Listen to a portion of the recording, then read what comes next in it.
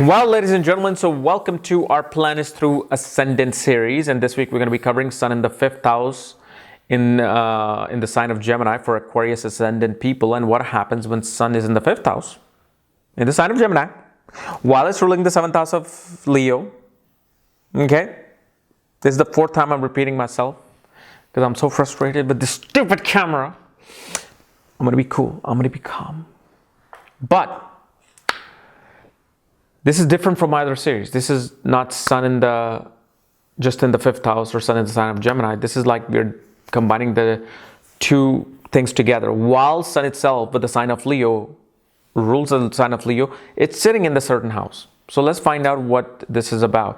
As always, if you do not know, if you have the Sun, what sign it's in, what nakshatra it's in, all the other astrological details, for that check out the links here. Check out my full astrological report, including my books, Astrology, Conjunction, Aspects, and Mahadashas at the Speed of Light, including all my consultations at this link. So, for Aquarius ascendant, Sun rules the 7th house of marriage, business, partnership, career, mass fame. Goes into the 5th house, 11th from itself. It's 11 places from itself of gains, recognition, achievements, awards. But 5th house represents children, speculative gains, education, mantras, ancient knowledge. Okay, it represents politics, change of profession and jobs. So here, first thing we see is that a person becomes a very clever businessman. They always take advantage. They always seek to have the higher deal. They never go for a fair deal. They always have to have the upper hand in the business deal with this sign. And they can cheat in business, absolutely. They have the ability to manipulate situation to get what they want. After marriage, your speculative gains, business dealings, and interest in watching more movies will increase. Then after the birth of your first child, your investments will increase. But here's the thing, you will be very strong, commanding with your children. You'll be very, very controlling of your children's lives. And there where you can butt heads with them, especially your firstborn. With your firstborn, you will try to control them, try to,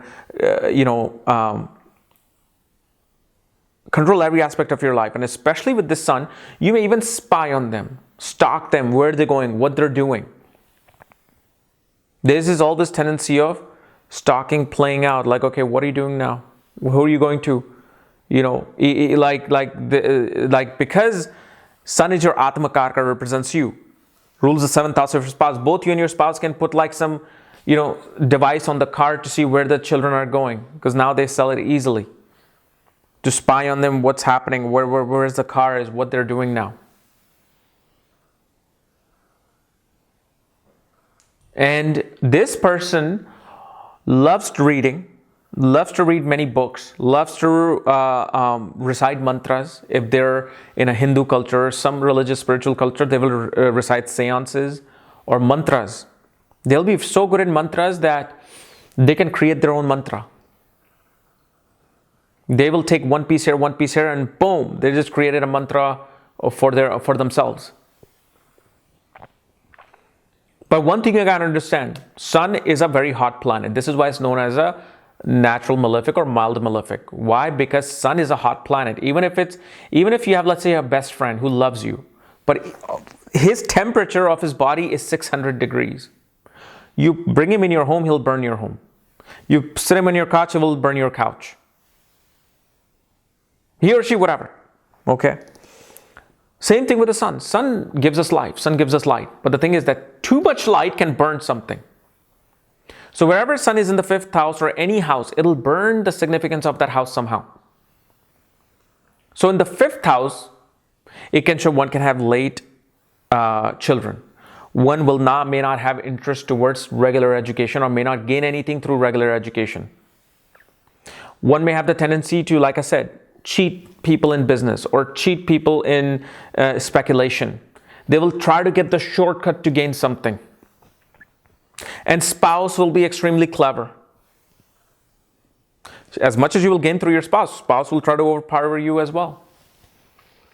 Your spouse is just as clever.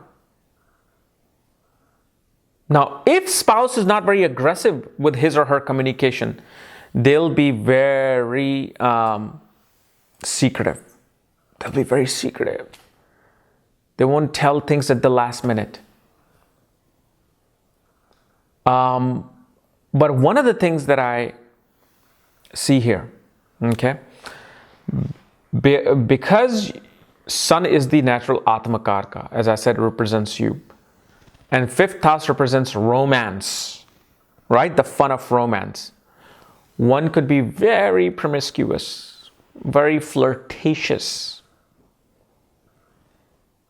With or without marriage, outside, inside of a relationship, they can be, they may not do anything, but they may just a lot of people just flirt. They just flirt.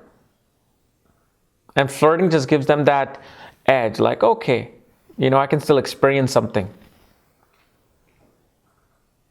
And with the Sun having the 7th Lord in the 5th house shows that after the birth of your first child is when you will make a decision to go into business. So if, let's say, you're like, oh, should I do business or not? Should I do business or not? You got married, should I do business or not? But once your first child is born, you're like, all right, let's do business. It activates your ability to do business because it rules the 7th house. One thing I will also advise on this is with this placement of the Sun. Do not gamble too much. Do not gamble. Do not do too many like day trading. You can invest. Investing is different. I don't care if it's stock market or not. Even if it's sports betting, if you're investing in a sports team for long term, for 5 years, 10 years, that's different. But if you're spending money in the morning and try to make more in the evening, that's where things can go up and down with your own relationship and your children. Because especially in the sign of Gemini. And this is something you would already know. If you're dating someone and you put money in sports betting, and I'm not saying like one time, I'm saying like regularly. One time here and there, that's fine. But when you do regularly, you'll see the ups and downs come in your own relationship, or sudden change and frequency of jobs could occur. The other thing we also see with the Sun, that a person, whenever they read old romantic letters or communicate with some old romance, they will cry. They'll burst into tears. Or any letter they receive, well, not letter anymore, but email or text message they receive when their children are old and they've gone to college and they text them, so they'll get teary-eyed. Okay? So guys, this was my analysis of Sun in the 5th house in Gemini for Aquarius ascendant people. If you're new to my channel, subscribe below if you want to know where your Sun is placed. All your other astrological details, my books, reports, consultations, check out the links here. Otherwise, we'll see you later. Bye-bye.